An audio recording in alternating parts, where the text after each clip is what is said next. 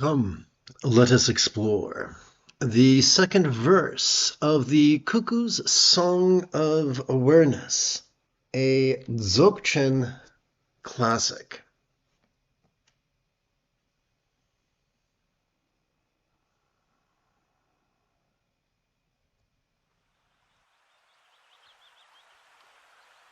Together, let us together let us chant the second verse of this text, which was composed many centuries ago by Vajra, a great Buddhist reformer. Together. The so-called state of just as it is inexpressible, since all manifested forms are ultimately self-perfected. The so-called state of just as it is inexpressible, since all manifested forms are ultimately self-perfected. The so-called state of just as it is inexpressible, since all manifested forms are ultimately self-perfected. Let's take a deeper look at this. Let's look at the first triplet. The so-called state of just as it is inexpressible. It is not our job to concentrate, to focus on some things and forcibly ignore others. It's our job to notice, vulnerably, passively, viscerally, randomly, and fleetingly. To notice whatever comes up, be it external or internal, physical or mental, pleasurable or painful, interesting or boring, glorious or grotesque. To notice whatever comes up. The only label we need ever use is the demonstrative pronoun this. That frees ourselves from analysis, which is just another form of control. Now, I'm not talking, there's nothing wrong with watching our brain spontaneously analyze. That's great. The problem is when we force our brain to analyze, when we contrive analysis. That gets us in trouble, because just as it is doesn't just refer to sights, sounds, sensations, flavors, and scents. It refers to everything. Every emotion, intention, thought, memory, and imagining. Whatever comes up, including thoughts we might think. But the only contrived label we need is simply the demonstrative pronoun this. So inexpressible reminds us, A, that analysis is futile. It doesn't help. It's a waste of time. So if it happens automatically, fine. That's just the brain being silly and breakdancing. Let it do it. Let it do its thing. But we cannot think our way or analyze our way to enlightenment. Now, what I'm going to do, quick like a bunny, is tap button 9 and subject you to some diagrams.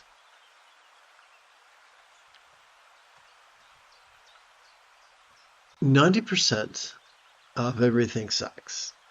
That's Sturgeon's law. And it includes meditation teachers. It includes humans, including meditation teachers, especially the ones who feel that it's far better to be rigid, fearful, superstitious, controlling, elitist, cryptic, competitive, and cruel than it is to be flexible, loving, rational, laid back, egalitarian, lucid, cooperative, and kind. The Buddha, so whether the Buddha was real or merely archetypical, either history or mythology tells us the Buddha had a very foolish cousin named Devadatta. If the Buddha was described as being flexible, loving, rational, laid back, egalitarian, lucid, cooperative, and kind, Devadatta, the Buddha's foolish cousin, could be described as being rigid, fearful, superstitious, controlling, elitist, cryptic, competitive, and cruel. One of the great ironies is that most people, ordained or not ordained, who think they're following the Buddha are actually following in the footsteps of the Buddha's foolish cousin. Most people are not malicious, but just dumb as a doorknob. These are the people who implore us to actively focus and actively analyze. That can only be done in reliance upon our medial prefrontal cortex and our dorsolateral prefrontal cortex. Our prefrontal cortex is like a sprint. If we try to use it for a marathon, we're not going to get good results. We're going to get bad results. We're going to exhaust the prefrontal cortex, which can cause us to present with symptoms of depression.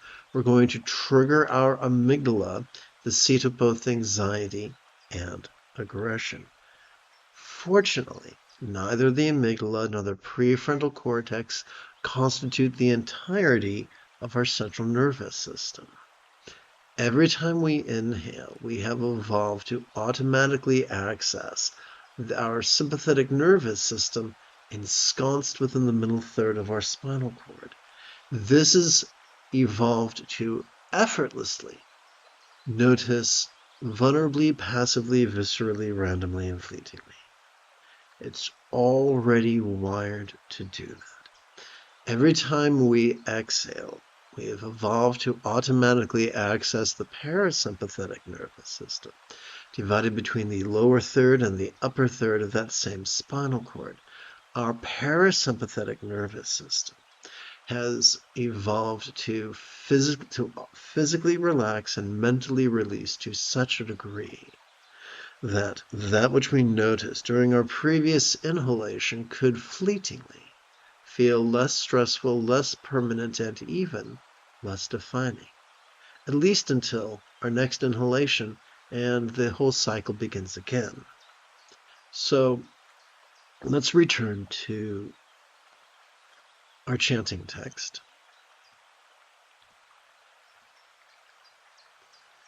The so-called state of just as it is inexpressible. We do not enjoy the benefits of meditation from having them explained to us any more than a starving person would receive nutrition from looking at a photograph of a delicious meal. The state of just as it is not something that's understood or heard about, it's something that's practiced. We're already wired to do it. All we got to do is get out of our own way.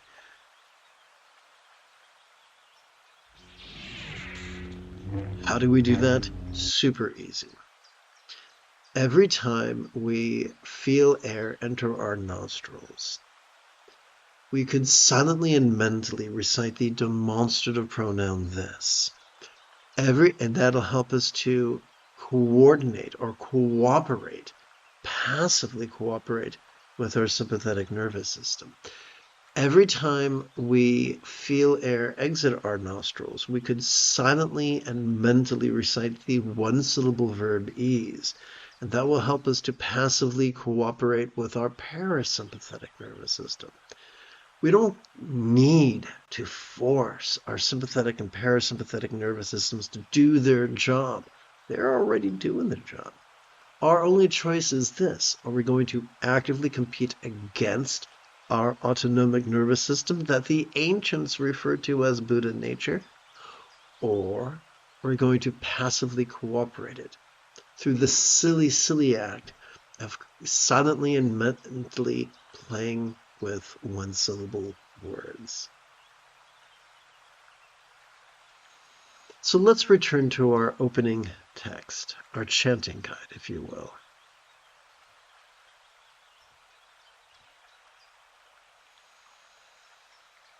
The so-called state of just as it is inexpressible, since all manifested forms are ultimately self-perfected. The so-called state of just as it is inexpressible, since all manifested forms are ultimately self-perfected. The so-called state of just as it is inexpressible since all manifested forms are ultimately self-perfected. Now, yes, I recited instead of chanted, so let's chant it one time real quick. I like to call this the bookend chant. The so-called state of just as it is inexpressible. So it's a monotone with the exception of the first syllable and the second to last syllable. Let's continue. Since all manifested forms are ultimately self-perfected.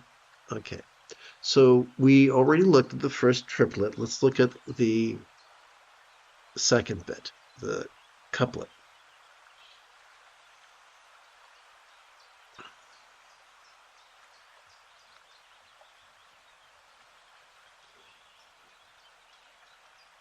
There's this myth that most of us have been conditioned to believe. A myth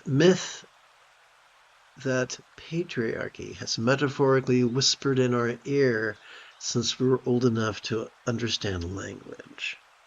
Let me know if you've heard this before. If it is to be, it is up to me.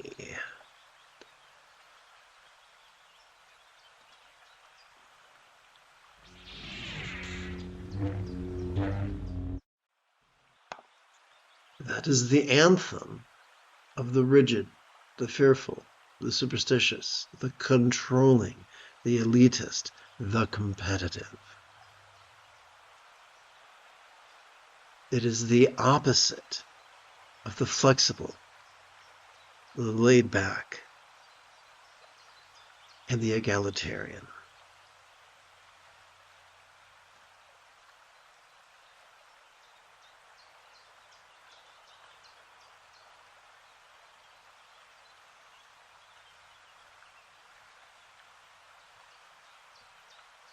Since all manifested forms are ultimately self-perfected.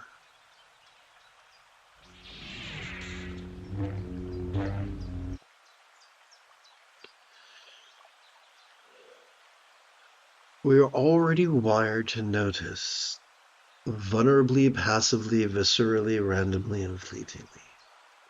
We are already wired to physically relax and mentally release, to the point that that which we noticed during our previous inhalation could fleetingly feel less stressful, less permanent, and less defining. None of this needs to be forced. In fact, it works best if it's not forced. If we cooperate with our sympathetic and parasympathetic nervous systems passively. This, just the idea of passivity to patriarchy is like garlic to Count Dracula. They hate that idea. But any etymologist will tell you the easiest way to murder a butterfly is to help it out of its cocoon. It needs to find its own way out of the cocoon. In the wonderful sci-fi series Expanse, they gave the scientific reason why. The act of the butterfly, the act of the butterfly's articulation of its limbs, of its wings, forces certain fluids to flow through its body. So the only way it can survive is by going through the process on its own, without human interference, without human assistance. Similarly, we don't need concentration or analysis. That does much more harm than good. We need to passively cooperate with our sympathetic nervous system by silently and mentally reciting this during our inhalations, basically reminding our intention to cooperate, even when it's uncomfortable, even when some of the stuff that we notice could be grotesque or painful or boring. Think of it as never think unpleasant is destructive. Sometimes the unpleasant can be constructive. Let's face it. Defecating is not necessarily a glamorous act, but if we don't defecate, we die. So it's better to defecate than die. Let's return to the practice text. Not the practice text, the chanting text. Since all manifested forms are ultimately self-perfected, patriarchy, regardless of the culture in which it finds itself, regardless of the religion in which it finds itself, screams from the hilltops, you are inadequate, you are broken, you need to be fixed, you need to submit to a higher power, you need to submit to us. But that is not what is taught here. We are self-perfected. For instance, let me give you an example. A lot of people say, well, hate is good, hate is bad, love is good. But a Dzogchen master would say, a great meditator would say, both hate and love are intentions. If we notice whatever intention cartwheels across the stage of our mind as we breathe in, and we relax into that intention, whether it's beautiful or ugly, as we breathe out, it is impossible for that intention to harm us or harm others. I would like to give you a rather raunchy example of that. When most people begin studying sexual tantra, most men become really interested in finding effective ways to transcend premature ejaculation. The easiest way to do that is to practice the fundamental mindfulness and meditation of noticing and relaxing. Because regardless of how much pleasure you notice during your in-breath, the very act of relaxing during your out-breath undermines the mechanism necessary to trigger ejaculation. That mechanism requires a stopping of the breathing and a tensing. So relaxing and exhaling is antithetical to that. Let us turn to something behavioral now. Most of us recognize that losing our temper and saying cruel things or doing cruel things is destructive.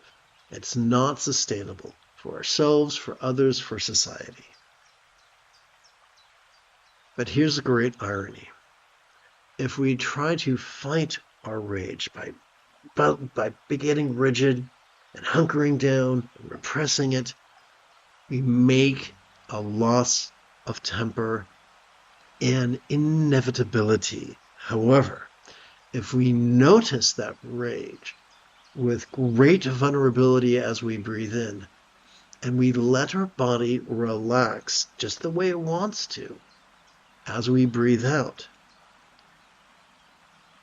losing our temper becomes an impossibility.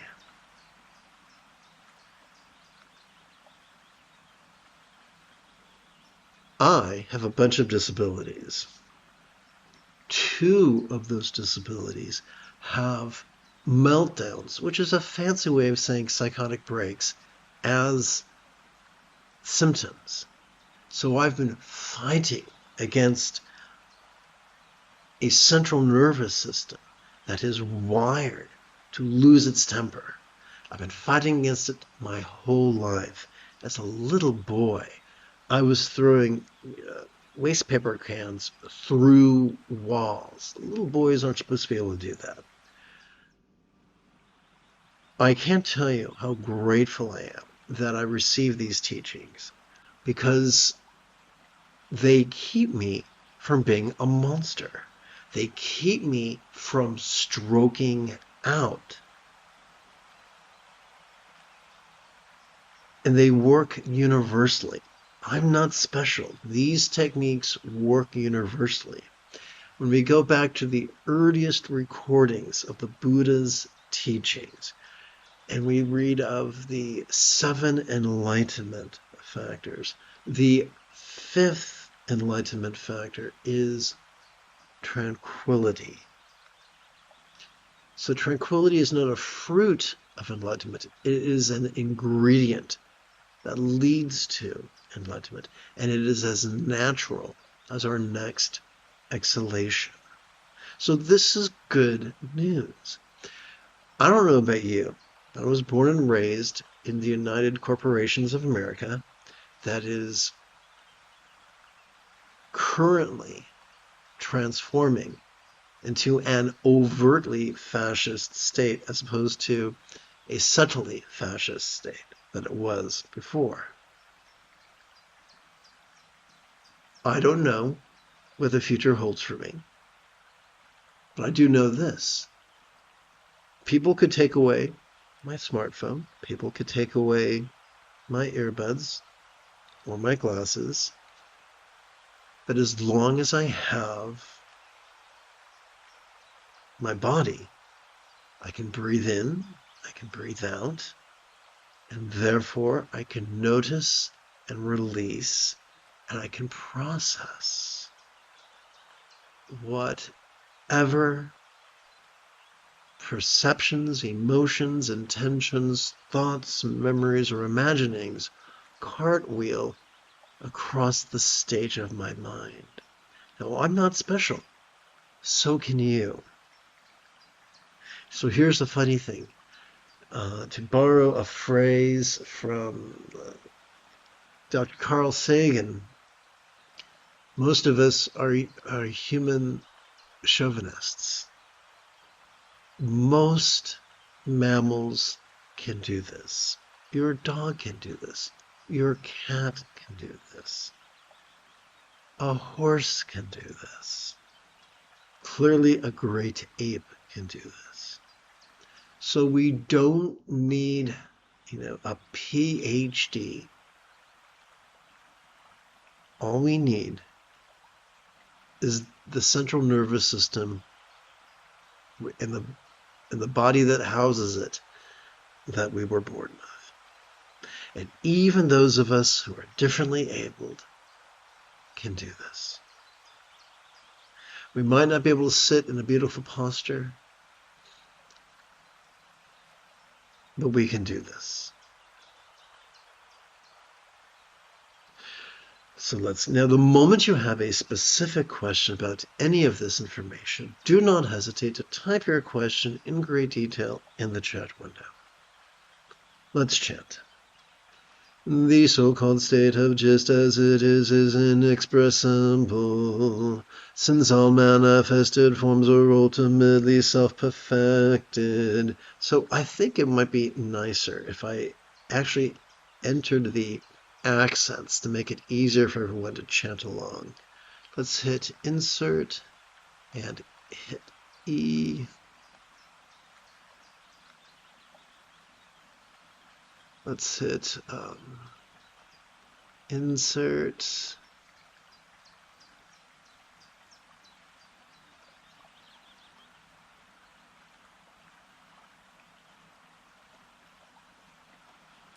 Oops. Let's hit insert again.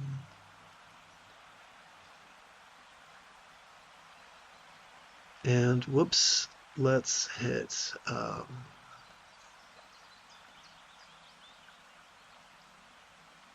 and let's hit add to dictionary. Okay, here we go. The so-called state of just as it is inexpressible, since all manifested forms are ultimately self-perfected. The so-called state of just as it is inexpressible, since all manifested forms are ultimately self-perfected. So let's consider enlightenment.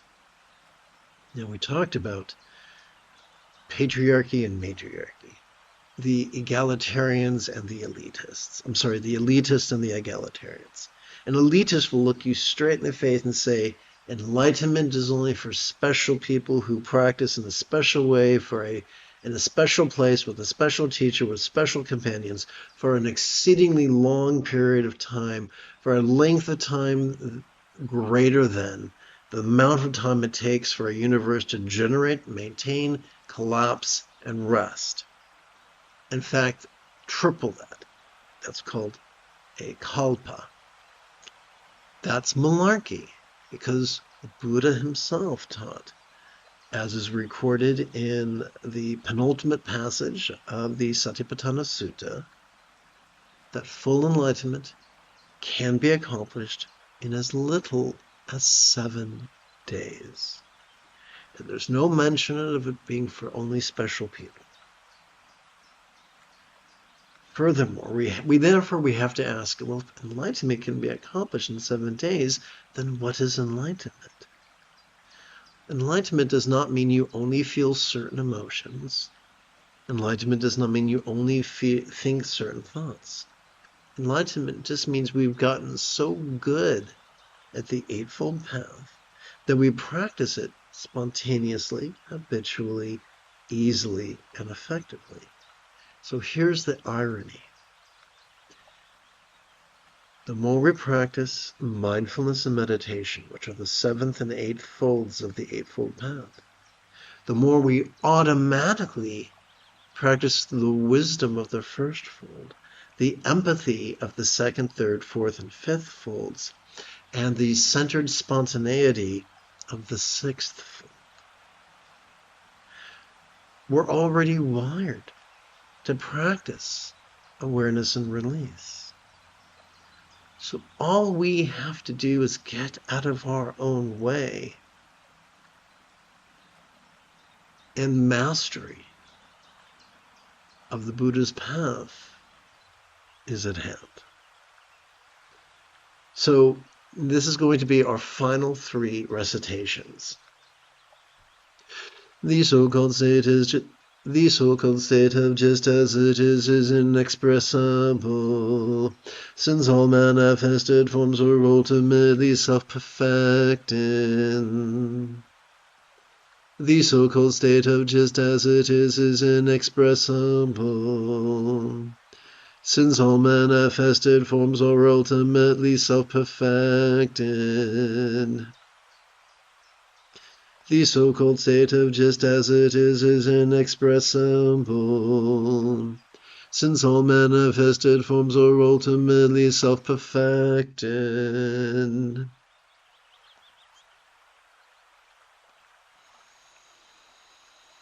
Having completed our opening lesson, we could now shift gears. It is Obi-Wan Kenobi Wednesday morning.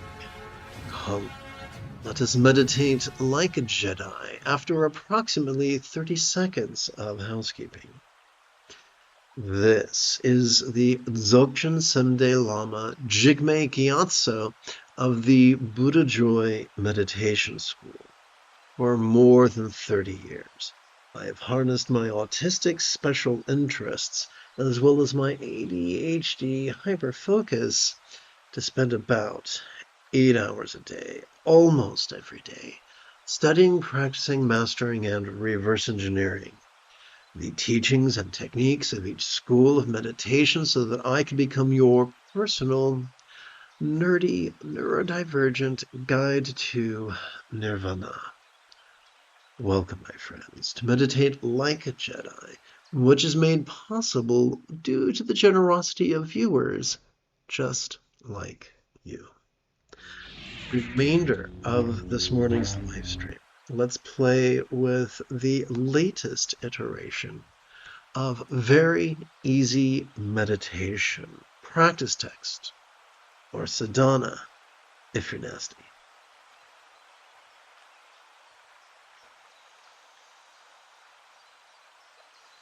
So let us sit as sustainably as we can and practice. The moment you have any questions about Buddhist meditation or philosophy, do not hesitate to type your question in great detail in the chat window. And I'll be delighted to answer your questions for you, for I tend to check for questions approximately every 13 minutes or so.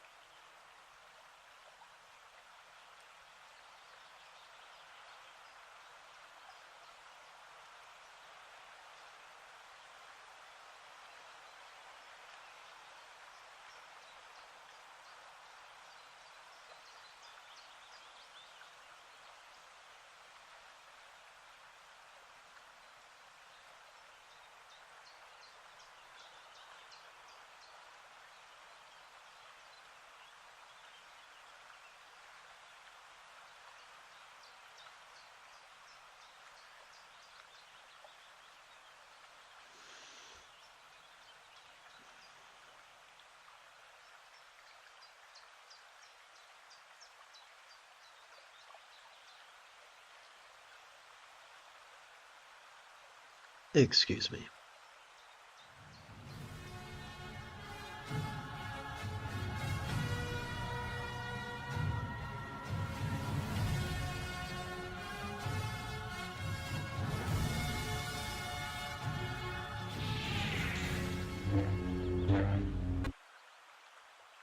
And we're back.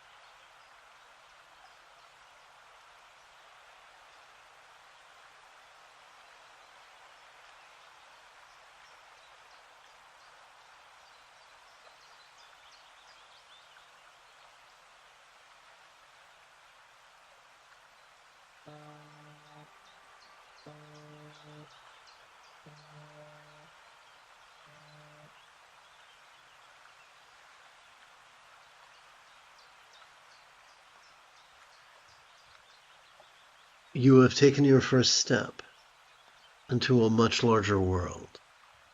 If you feel that I have earned it, you could give this live stream a thumbs up. You could even help support this channel. In approximately 10.5 hours, I would very much like to return to lead today's evening meditation class as well as group practice. And if you are as geeky as me, may the Force be with you always.